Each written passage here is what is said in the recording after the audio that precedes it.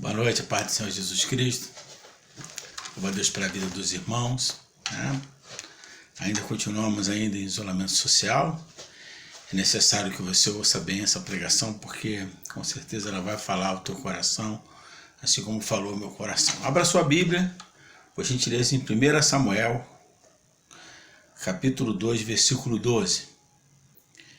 Diz assim a palavra do Senhor: Eram, porém, os filhos de Eli, filhos de Belial, e não se importavam com o Senhor, pois o costume daqueles sacerdotes com o povo era que, oferecendo a alguém sacrifício, vinha o moço do sacerdote, estando-se cozendo a carne, com um garfo de 3 dentes na mão, e metia-o na caldeira, ou na panela, ou no tacho, ou na marmita, e tudo quanto o garfo tirava, o sacerdote tomava para si.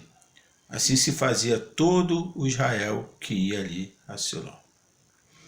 Também antes de se queimar a gordura, vinha o moço do sacerdote e dizia aos homens que sacrificava: Dá essa carne para assar ao sacerdote, porque não aceitará de ti carne cozida senão crua.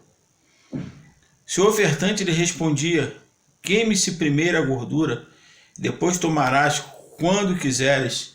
Então ele dizia: Não, porém hás de mandar agora, senão tomá-la-ei à força.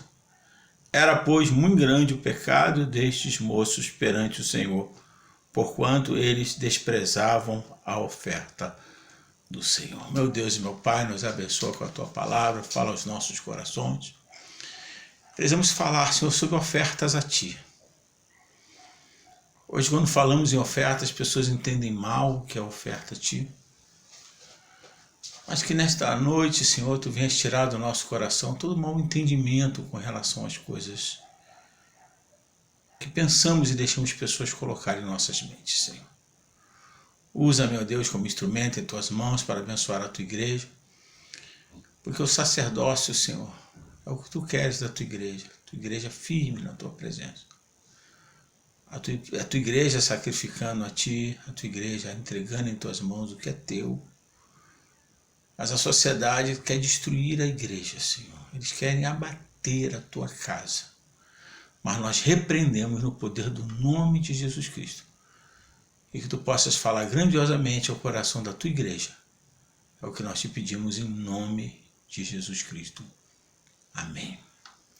Interessante, irmãos, que os filhos de Eli eram um homem maravilhoso. Samuel, quando foi entregue aos cuidados de Eli, a sua mãe decidiu entregar Samuel na mão de Eli, porque sabia que estava entregando Samuel a serviço de Deus. Eli tinha 2 filhos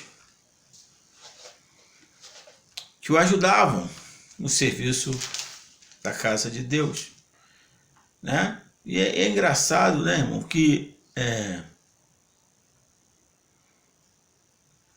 ele era um homem que ensinava seus filhos a fazer o que era correto.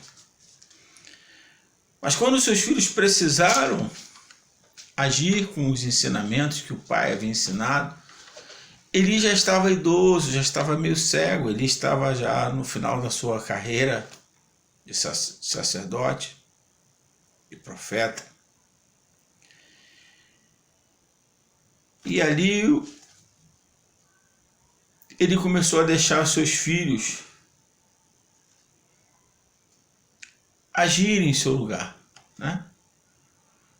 Ele começou a deixar seus filhos assumirem o ministério.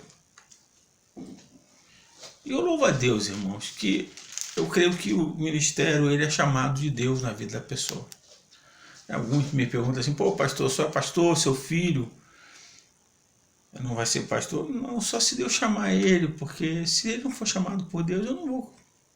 Qual é a vantagem que eu tenho de ter meu filho como pastor? Se não for Deus quem chamá-lo, né? O chamado tem que vir de Deus na vida das pessoas. E o que aconteceu? Esses 2 filhos de Eli, né? Eles começaram a servir no lugar do seu pai. E eles começaram a agir totalmente oposto ao que o seu pai fazia, né? E aqui diz que os filhos de Eli estavam cometendo crimes contra Deus. Vamos tentar entender isso, né?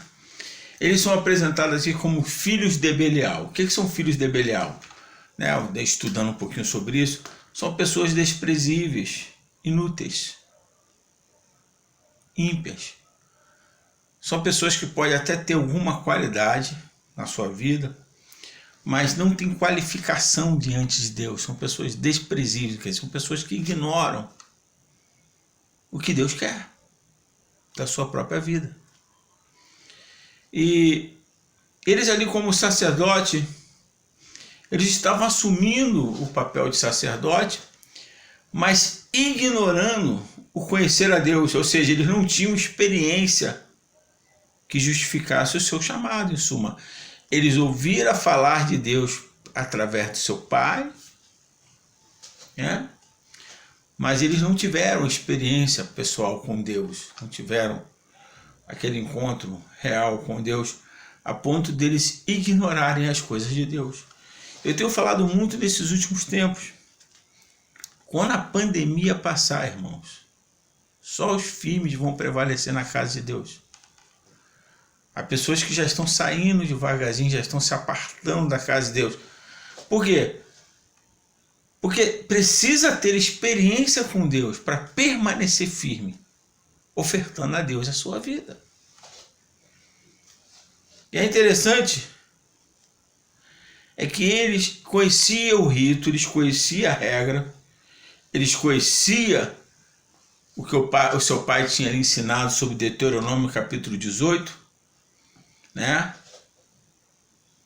Quais eram as porções que eram recebidas pelos sacerdotes. Os sacerdotes podiam comer da carne, mas eram porções definidas por Deus. Quer ver? Vamos lá em Deuteronômio capítulo 18, para você entender melhor. Porque quem conhece a palavra de Deus, quem conhece as escritas de Deus, não comete os erros que esses rapazes assumiram. Em suma, esses rapazes, eles pecaram e pecaram muito mal. O pecado deles foi um pecado horrível, porque eles ignoraram o conhecimento que eles tinham da palavra de Deus. Capítulo 18, versículo de número 3 a 8 diz assim: será este, pois, o direito devido aos sacerdotes da parte do povo, dos que oferecem sacrifício, seja gado ou rebanho, que darão ao sacerdote a espádua e as queixadas e o bucho. Dá-lhes as primícias do teu cereal, do teu vinho, do teu azeite, das primícias da tosquia das tuas ovelhas, porque o Senhor teu Deus o escolheu de entre todas as tuas tribos para ministrar em nome do Senhor, ele e seus filhos todos os dias.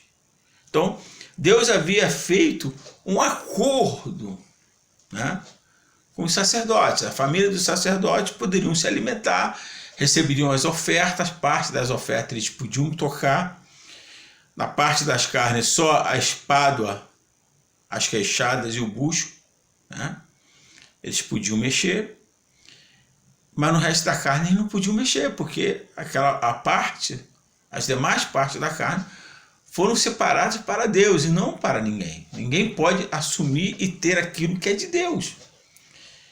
Mas os filhos de Eli, Ofni e Finéias, nomes bonitos, eles ignoraram o Deuteronômio capítulo 18. E o que eles começaram a fazer? Eles começaram a alterar, né? Eles criaram um garfo de 3 dentes, mandavam um dos seus servos enfiar na panela que estava sendo cozinhado de Deus, e eles pegavam parte do que era Deus para si e passaram a comer as coisas que Deus não havia lhe autorizado. Primeira parte da mensagem, irmãos. O que é de Deus não é nosso. O que é de Deus nunca vai deixar de ser de Deus. É um grande erro a gente meter a mão naquilo que é de Deus. Outra coisa, né, que a gente presta muito bem atenção que no versículo de número 14, ele diz assim: metiam na caldeira, ou na panela, ou no tacho, ou na marmita, e tudo quanto o garfo tirava, o sacerdote tomava para si. Assim se fazia o todo Israel que aí ia a Siló. Em suma, eles estavam, vou mudar aqui